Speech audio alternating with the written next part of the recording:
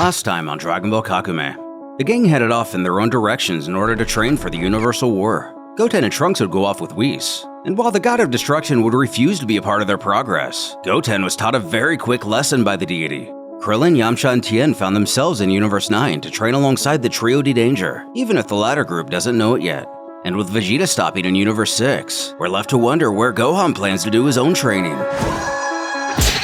This video is part of an ongoing series. Catch a full easy in the links below and follow its creators, Darkows, poissonlabo, and reenko. Blasting through dimensions to Universe 6, Jakub announces their arrival, only hoping the gang isn't all too shaken up by the rocky ride. And inside, save one of them, the passengers have been scattered throughout the cabin. In a huff, Bulma has to jab, "Hardly, you idiot!" in response to his previous question. But at any rate, the spaceman gleams with excitement that this ship's technology is a complete success. The Galactic Patrol have ventured from one universe to another for the first time in their history. Now, on to planet Sadala.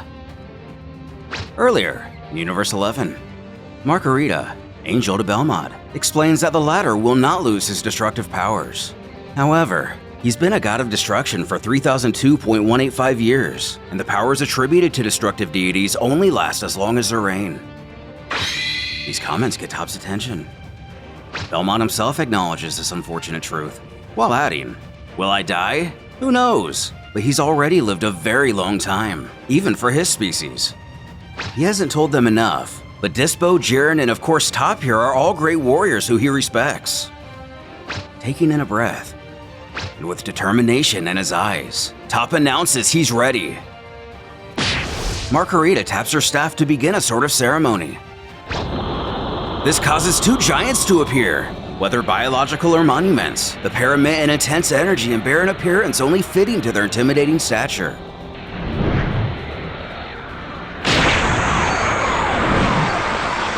As a radiant key envelops Top and Belmod, we're left to wonder what exactly this is all for, though we can likely make an assumption with confidence. As the ceremony goes on, a presence makes itself known to Margarita, Jiren, and Dispo. Streaking down from the sky, something lands not too far from the warriors on the alien planet.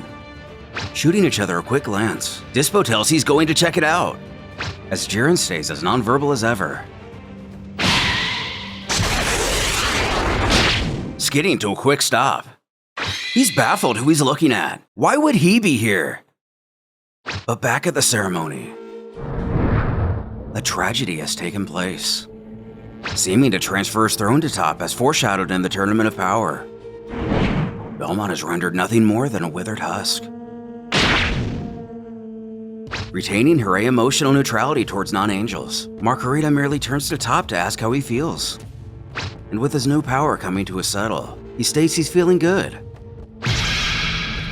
Before realizing what's happened, he screams out as his mentor falls to his knees. The former student does the same, though slamming his fists into the ground with anguish. He likely would have refused all of this had he known this would be the outcome. Entering, Dispo and their unexpected visitor. As many are already aware, Gohan. But Top shoots him a powerful glare, almost directing his fury towards him. And since time is a valuable commodity, especially given recent events, he admits he's not sure he knows everything that's going on here, but time is running out. He thinks they have a lot to offer him. Back on Sadala, after seeing him beat down a bunch of her cronies, Caulifla demands to know what the heck Vegeta's doing here. In tow, Kaba and Kale. The former asks what she's talking about. With a fierce scowl, she spouts that Kaba's idol just showed up out of nowhere and smashed up a bunch of their people. But his idol? What's she going on about? Vegeta at last addresses all her hollering, almost as if he was speaking to a child, and in some respect there may be more truth to that than meets the eye. He tells her to be kind. More importantly, stop being so childish and bring him to their king. He has no time to lose. Though we all know about how well trying to put Caulifla in her place works. This tears her into a rage, causing her to scream, "What's wrong with him? He just beat up her buddies and now he's trying to give her orders?" Kaba does his best to hold her back, but there's no telling how much longer he can keep his grip. Taken aback by her behavior, the prince can only comment to himself that there's definitely something off about that girl, as he compares her mannerisms to that of a rabid dog. She continues her attempts to wriggle free, swearing to Kappa that she's going to gut him. The young Saiyan restraining her assures Vegeta not to worry, believing she won't be able to break loose. Even Kale appears a bit surprised by her actions. Turning to Kale, Vegeta decides that while these other two are acting out, can she take him to the king instead? But even she herself appears a bit uneasy about the situation. She doesn't immediately know how to react. With the others, Caulifla finally stops jerking around and promises Kappa she'll calm down. He gives her his attention, making sure she's for real. She doubles down and assures she won't be any trouble. But Vegeta knows better. He warns his Saiyan brethren not to let her go. And it's soon made clear why.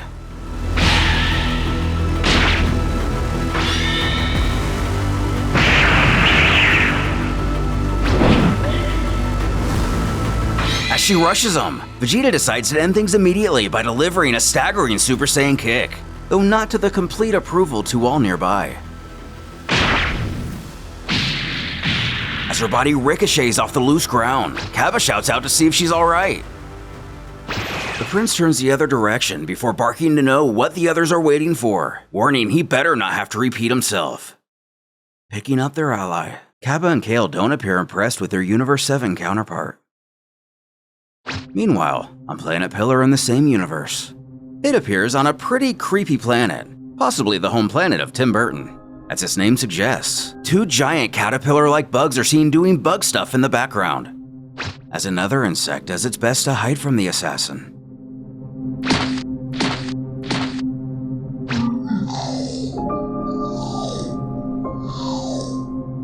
Seeming to give him the slip, Frost pours with sweat, not only out of the stress regarding the situation, but also because this planet is incredibly hot, so much so he can barely breathe. With that motion, the Frost Demon knows he must be done for. He's about to use one of his assassination techniques, which only somewhat turns out to be the case. Using his time skip, he gets at the villain's throat demanding some information, asking if the demon has any other brilliant ideas for tailing a man who was born to hunt. He wants to know who hired Frost to follow him, meaning it's actually the other way around. He hasn't been hired to terminate Frost. Pleading with the hitman to calm down, he assures nobody hired him. He works only for himself. In fact, what he wants is revenge. Making their way to the King of Sadala, Kappa tells his mentor they've arrived. But Vegeta doesn't see anything resembling a palace or alike. The boy instructs him to look down. And sure enough, one of the most illustrious constructions presents itself to the prince. Several stories circle one another, as each layer showcases its own unique and impressive design. And looking above, this ancient appearance clashes with the futuristic technology the Saiyans here possess, not unlike the ones from our universe. This is the palace of King Sadala.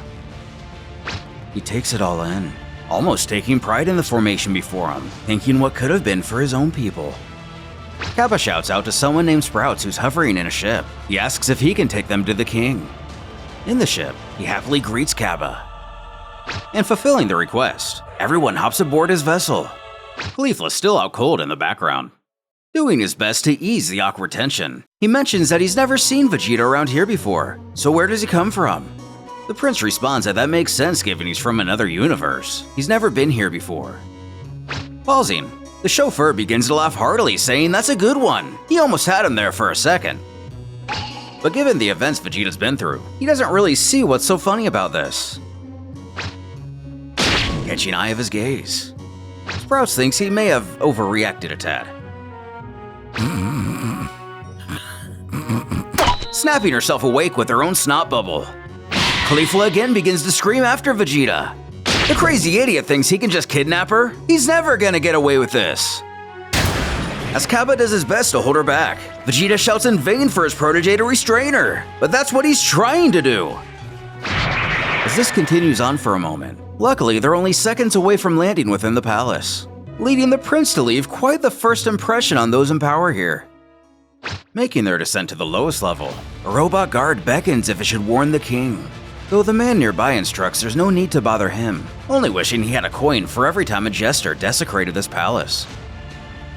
However, it wouldn't be long before word of Vegeta's arrival would make its way through the palace. A messenger runs up to Lord Sadala. He tells of a strange individual who's come from another universe to request an audience.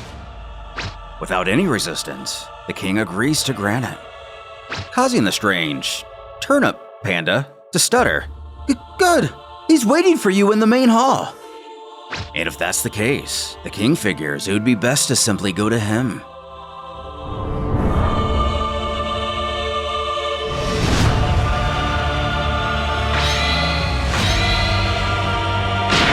Though towering over his visitor, the king approaches to respectfully greet Vegeta. He introduces himself as King Sadala before inquiring of his guest's name, who in turn responds with simply his name alone. As all of our heroes make their way to their first training destinations, how will they work together to improve? And will the King of Sadala be able to see eye to eye with a Saiyan from another universe?